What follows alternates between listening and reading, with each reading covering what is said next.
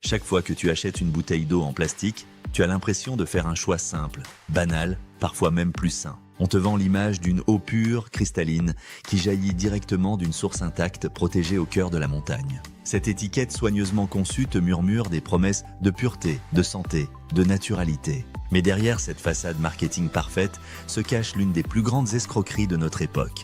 L'eau en bouteille n'est pas seulement un produit de consommation, c'est un système organisé qui exploite nos peurs les plus profondes pour nous vendre à prix d'or ce que nous avons déjà gratuitement chez nous. Un système qui transforme un droit fondamental, l'accès à l'eau potable, en source de profits colossaux. Parce que la vérité est brutale, l'eau en bouteille n'est généralement pas meilleure pour ta santé. Elle coûte jusqu'à 1000 fois plus cher que l'eau du robinet. Elle détruit notre environnement à une échelle industrielle et elle alimente une machine économique qui prospère sur notre ignorance savamment entretenue. C'est une bombe écologique et sociale que nous continuons à financer à chaque gorgée sans même nous en rendre compte. L'histoire de l'eau en bouteille, c'est celle d'un produit largement inutile transformé en objet de désir et en symbole de modernité. Mais ce mirage a un coût et il est vertigineux. Salut à toi! Si tu veux découvrir d'autres vérités cachées, abonne-toi. Ça prend 2 secondes, ça m'aide énormément. Et toi, tu ne manqueras aucune enquête choc sur les coulisses de notre monde. Merci. Commençons par déconstruire le premier mythe, l'origine miraculeuse de cette eau. Les publicités te montrent des cascades alpines majestueuses, des glaciers étincelants, des sources protégées au fond de vallées vierges. Mais la réalité est bien différente. Une étude de 2018 a révélé que 64% des eaux en bouteilles vendues aux États-Unis proviennent tout simplement de l'eau du robinet. Pas d'une source mystique, pas d'un glacier millénaire, du réseau municipal, la même eau qui arrive chez toi gratuitement. Nestlé, par exemple, pompe une partie de son eau Pure Life directement dans les nappes phréatiques urbaines. Elle la filtre, la traite, lui ajoute quelques minéraux pour le goût et la revend des centaines de fois plus cher. Le marketing joue magistralement sur les mots. Eau de source, eau minérale naturelle, pureté garantie. Mais derrière ces étiquettes dorées, ce qu'on boit, c'est souvent de l'eau ordinaire, parfois moins contrôlée que celle qui sort de nos robinets. Deuxième mythe à démolir, la supériorité sanitaire. Pendant des décennies, on nous a fait croire que l'eau en bouteille était plus sûre, plus propre, qu'elle nous protégeait mieux contre les bactéries et les contaminations. C'est exactement l'inverse qui se produit. Dans les pays développés, l'eau du robinet subit des contrôles drastiques, parfois plusieurs fois par jour. Elle est analysée pour des centaines de paramètres différents. Bactéries, virus, métaux lourds, résidus chimiques. L'Organisation mondiale de la santé le confirme sans ambiguïté. Dans la majorité des cas, l'eau du robinet est au moins aussi bonne, souvent meilleure, que l'eau en bouteille. Parce que l'eau en bouteille peut stagner des mois dans son contenant plastique, parfois exposée à la chaleur pendant le transport, créant un environnement propice au développement de bactéries. Des études ont même trouvé plus de microbes dans certaines eaux en bouteille que dans l'eau du robinet. Et pourtant, nous continuons à payer au prix fort cette illusion de sécurité. Car c'est bien de cela qu'il s'agit. Une illusion savamment construite. Troisième révélation qui fait mal, le prix délirant. Une bouteille d'eau coûte en moyenne 300 à 1000 fois plus cher que l'eau du robinet. Pour te donner une perspective, si ton forfait téléphonique coûtait 1000 fois plus cher, tu paierais 50 000 € par mois pour le même service. Absurde, non? C'est pourtant exactement ce que nous acceptons avec l'eau en bouteille. Ce marché d'aimants rapporte 300 milliards de dollars par an aux multinationales qui se partagent le gâteau. Ces géants n'ont évidemment aucun intérêt à casser le mythe, puisque chaque litre d'eau Liao leur rapporte des marges pharaoniques. Ils investissent des milliards en publicité pour entretenir nos peurs et nos croyances. Mais le véritable scandale dépasse l'arnaque financière. Le désastre écologique est d'une ampleur terrifiante. Chaque minute, 1 million de bouteilles plastiques sont vendues dans le monde. Chaque année, ce sont 500 milliards de bouteilles qui sont produites, transportées, consommées, puis abandonnées. 500 milliards. Pour mettre ce chiffre en perspective, si on les alignait, elles feraient 50 fois le tour de la Terre. Le plastique de ces bouteilles met entre 400 et 1000 ans à se décomposer. Il ne disparaît pas, il se fragmente en microplastiques invisibles qui contaminent tout. Les océans, les rivières, les sols et finalement nos propres corps. Des scientifiques ont découvert des microplastiques dans le sang humain, dans le placenta des femmes enceintes, dans le lait maternel. Nous sommes littéralement en train de nous empoisonner avec nos propres déchets. L'absurdité écologique va encore plus loin. Pour produire une seule bouteille d'eau d'1 litre, il faut en réalité 3 litres d'eau au total. 1 pour remplir la bouteille, 2 pour la fabrication du plastique et les processus industriels. Sans compter l'énergie considérable nécessaire pour extraire le pétrole, le transformer en plastique, mouler les bouteilles, les remplir, les emballer. Et parlons du transport, cette aberration logistique. Ces bouteilles voyagent parfois 10 000 km avant d'arriver dans ton supermarché. On importe de l'eau d'Italie, de France, des États-Unis, des Fidji même.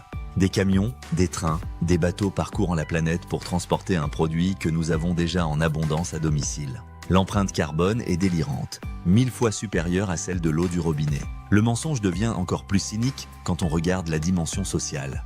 Dans de nombreuses régions du monde, les multinationales s'accaparent les sources naturelles, privant les populations locales de leurs propres ressources. Au Pakistan, Nestlé pompe des millions de litres d'eau souterraine pour ses bouteilles, pendant que les habitants manquent d'eau potable. En Californie, pendant les pires sécheresses, l'entreprise continuait à extraire massivement de l'eau pour ses profits, aggravant la crise hydrique.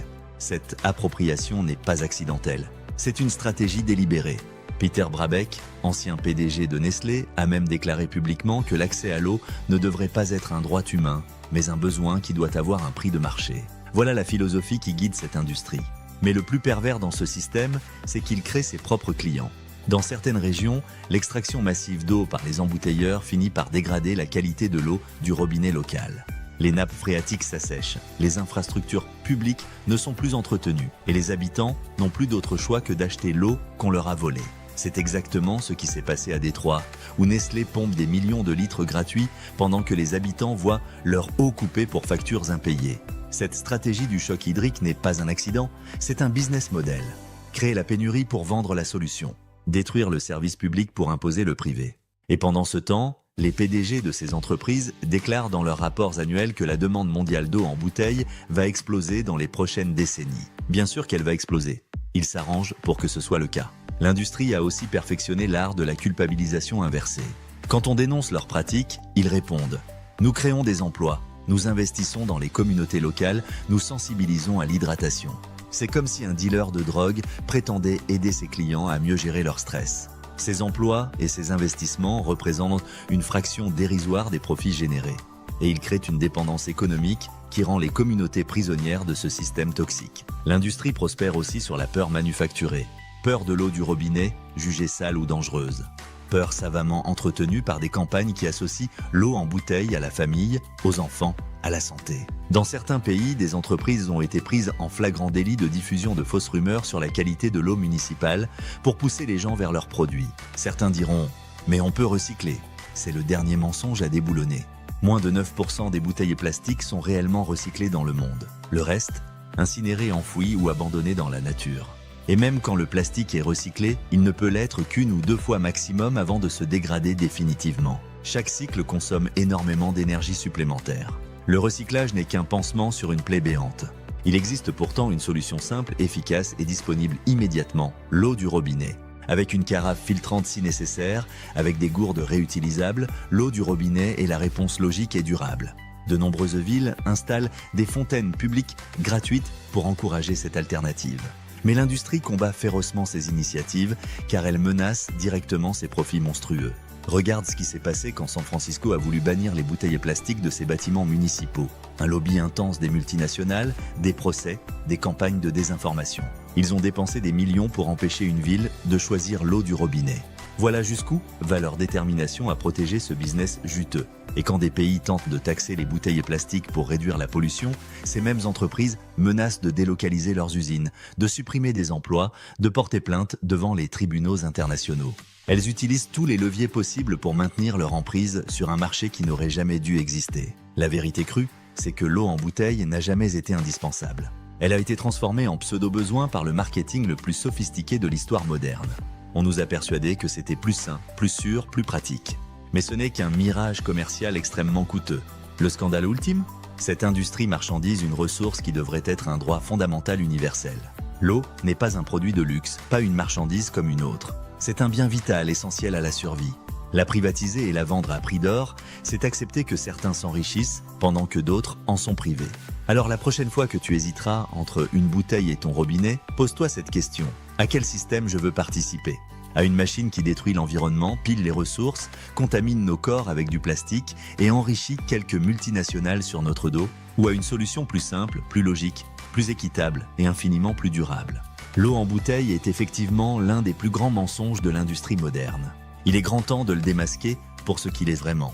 Une escroquerie à l'échelle planétaire. Merci d'avoir regardé la vidéo jusqu'au bout et à bientôt.